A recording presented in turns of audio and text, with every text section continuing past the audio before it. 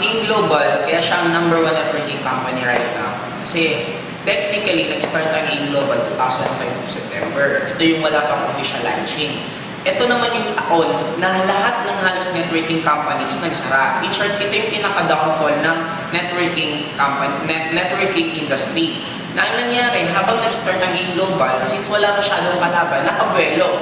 Hindi mabilis ang In Global. For the first 1 year ko, konti lang halos ang member, hindi nga umabot ng 100,000. Sobrang bagal niya kung iisipin niya sa isang networking company. Pero since dahan-dahan at wala siyang kalaban, naging tuloy-tuloy.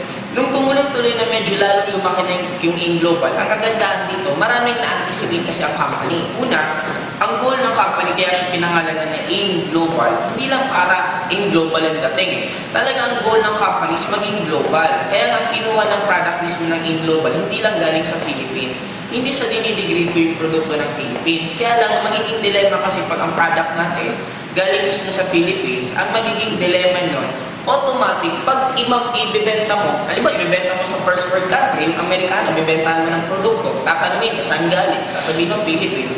Parang magiging dating, ano yun?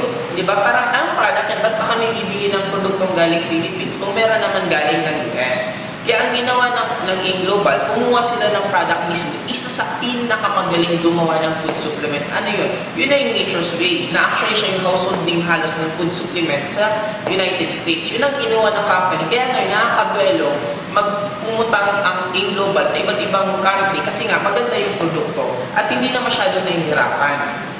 Maliban sa product, yung mga may-ari. Sa may-ari, sobrang until now, tuloy-tuloy pa rin sila nagtatrabaho, hindi